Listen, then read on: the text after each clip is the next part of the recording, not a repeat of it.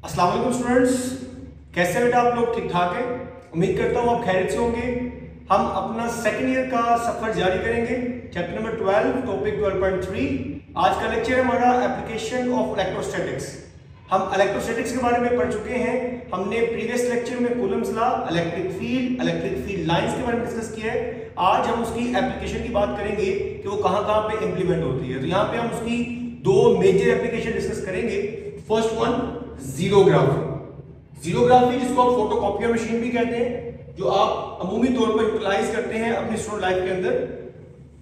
जीरोग्राफी is a Greek word, combination of two word, xeros and graphos, which means that dry writing.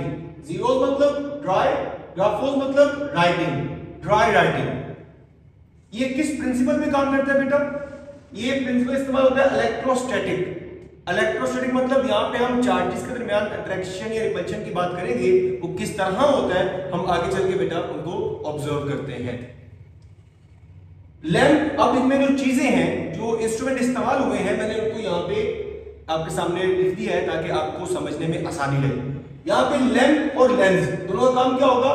Illuminate करेगा paper to be copied, उस paper को जाहिर करेगा, illuminate करेगा जिसको आपने कॉपी करना है, इसकी आपने फोटोकॉपी बनानी है। ठीक है बेटा। नेक्स्ट पॉइंट, एल्यूमिनियम सिलेंडर, जो इस पूरी डिवाइस का हार्ट है। यहां पे देखिए, हार्ट ऑफ मशीन, ये पूरी मशीन का हार्ट है। मैक्सिमम काम इसके ऊपर हो रहा होता है।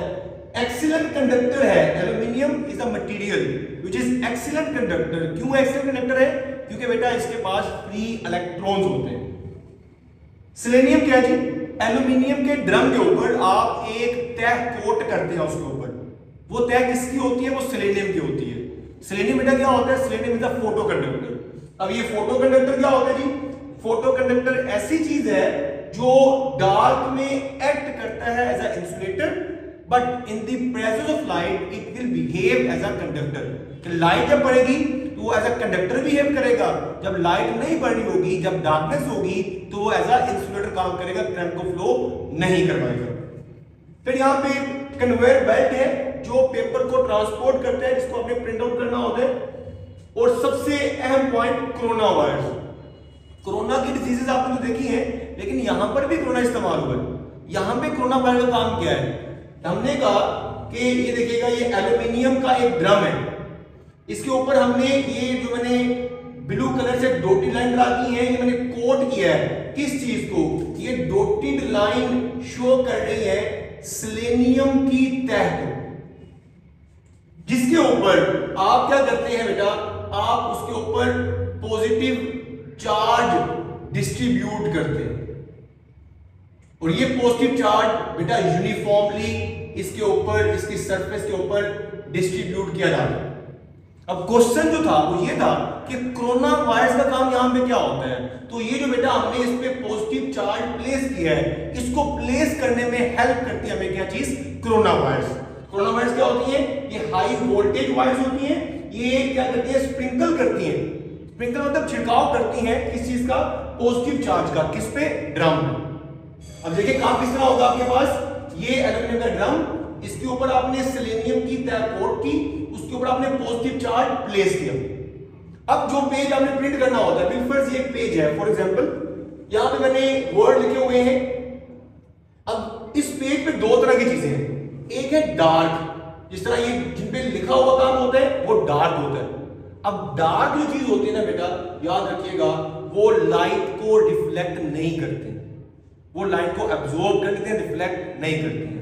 जबकि जो लाइट पोर्शन जहां पे लिखा नहीं होगा वहां पे वो लाइट को रिफ्लेक्ट करते हैं। ठीक है बेटा। अब किस तरह से ये प्रोसेस होगा उसको जरा समझिएगा। अब फर्ज करें कि हमने इस पेज को प्रिंट करना है, और ये जो सेलेनियम की तह इस पे आपने पॉजिटिव चार्ज प्लेस किया है, ये मैंने यहां पे ड्रा कर दिया सेम एज इट इज। अब इस पेज को आपने प्रिंट करना है। तो आपने कभी ऑब्जर्व किया हो, जब फोटोकॉपी करवाने जाए आप जब पेज मशीन में रखते हैं तो एक लाइट पास करती है पेज के ऊपर से, तो वो लाइट सोर्स से आप यहाँ पे लाइट फॉल करते हैं इस पेज पे, जो कि यहां से रिफ्लेक्ट बैक होके सेलेनियम के पेज पे आगे बढ़ते हैं। अब जैसे सेलेनियम का पेज आएगा आपके पास, तो जहां जहां पे लाइट पोर्शन है, जहां जहां पे लाइट पोर्शन है, वो लाइट को रिफ्लेक्ट करेंगे। जब लाइट इधर रिफ्लेक्ट होगी तो देखिएगा, जब लाइट अंदर जाएगी तो लाइट की मौजूदगी में सेलेनियम बेटा क्या था आपके पास, कंडक्टर था, करंट को फ्लो करवाएगा, लाइट अंदर जाएगी। एल्यूमिनियम क्या करेगा, एल्यूमिनियम चूंकि कंडक्टर था वो फ्री इलेक्ट्रॉन्स देगा और वहां से इलेक्ट्रॉन्स पॉजिटिव के साथ मिलेंगे और वहां से वो क्या हो जाएंगे बेटा, न्यूट्रल होते जाएंगे।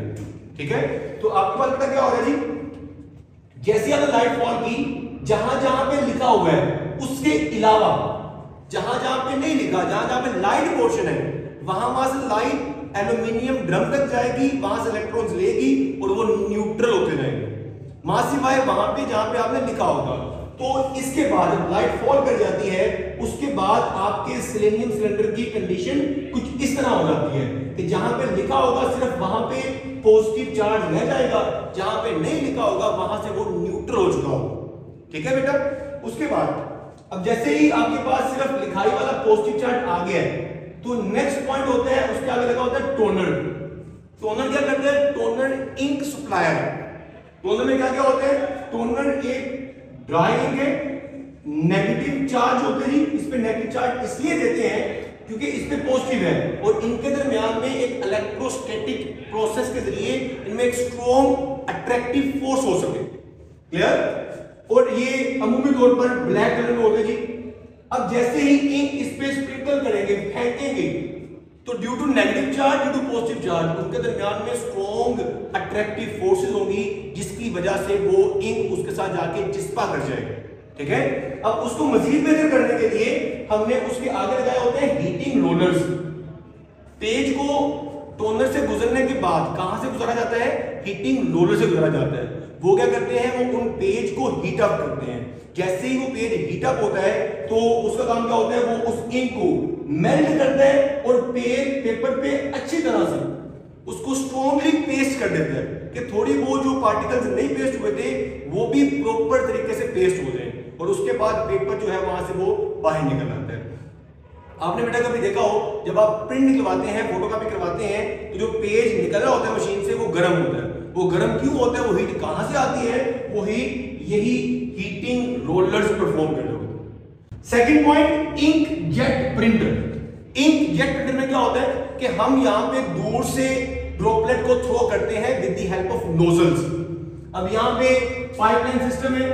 अमूमी तौर पर जो हम एक नॉर्मल जो इंक जेट प्रिंटर है उसमें 400 नोजल होती है और वो 400 नोजल्स एक सेकंड में 4000 ड्रॉपलेट्स क्या कर रही होती हैं, जनरेट कर रही होती हैं और वो ड्रॉपलेट्स आगे जाके पेज पे प्रिंट या प्रिंट नहीं हो रहे होते हैं और उसके मुताबिक ये काम अपना कर रहे होते हैं। अब यहाँ पे ये इसकी डायग्राम मैंने सामने ड्रा की है, इसकी डायग्राम को समझिएगा बेटा तरतीब के साथ, स्टेप बाय स्टेप। ये आपके पास इंक सप्लाई है जिसके अंदर से आपने इंक सप्लाई करनी है। यहां पंप लगाया, पंप क्या करता है, यहां से इंक को पकड़ेगा, सप्लाई करेगा इस नोजल को। जैसा कि मैंने मेंशन किया कि इस तरह की कितनी नोजल होती हैं, ऑलमोस्ट 400 नोजल होती हैं। मैं यहां पे सिर्फ एक नोजल को एक्सप्लेन कर रहा हूं, बाकी नोजल भी सेम एज इट इज काम कर रही होगी। इस नोजल से इंक आपके पास पंप के जरिए क्या किया है, इंक यहां से बाहर निकली है स्पीड के साथ। उसके आगे लगे हुए चार्जिंग इलेक्ट्रोड्स। ये चार्जिंग इलेक्ट्रोड्स ऑटोमेटिक होते हैं सिस्टम के अंदर, जिनको आप इंस्ट्रक्ट कर रहे होते हैं कंप्यूटर के जरिए। इनको चार्जिंग कंट्रोल आप दे रहे होते हैं कि अगर आपने पेज पे प्रिंट करना है, अगर नहीं करना तो चार्जिंग इलेक्ट्रोड्स ऑन होंगे कि नहीं होंगे, उनकी बात करते हैं। फिर वक्त में आपको सिर्फ कंस्ट्रक्शन सारी गाइड कर रहा हूं बेटा। चार्जिंग इलेक्ट्रोड के बाद आती है जी डिफ्लेक्टिंग प्लेट्स। इन पे आपने यूनिक किस्म का चार्ज दिया होता है एक अपने पैटर्न के मुताबिक और उसके लिहाज से ये चार्ज पार्टिकल को डिफ्लेक्ट करते हैं। और आगे जी अगर पार्टिकल स्ट्रेट मूव करते हैं, पार्टिकल में कोई चार्ज नहीं है तो वो कोई डिफ्लेक्शन शो नहीं करेंगे और सामने जाएंगे, सामने पेज पे जाके वो प्रिंट आउट हो जाएंगे। अगर यहाँ पे चार्ज आ जाता है पार्टिकल पे तो वो यहाँ से इलेक्ट्रोस्टैटिक इंडक्शन के जरिए डिफ्लेक्ट होंगे और गटर में आके गिर जाएंगे और उस गटर से आप इंक को दोबारा क्या करेंगे, सप्लाई चेन तक ले आएंगे और इस तरह से साइकिल आप चलाते जाएंगे। अब ये प्रिंट करता कैसे है देखिएगा। व्हेन प्रिंट ऑन पेज, जब हमें पेज पे प्रिंट करना है, हमें वहां पे कुछ लिखना है, तो याद रखिएगा जो चार्जिंग इलेक्ट्रोड्स हैं वो ऑटोमेटिकली क्या हो जाएंगे, ऑफ हो जाएंगे। उसके ऑफ होने से क्या होगा कि जो इंक के ड्रॉपलेट्स जा रहे हैं, इनके ड्रॉपलेट्स जाने से चार्जिंग इलेक्ट्रोड्स उनको चार्ज नहीं कर पाएंगे।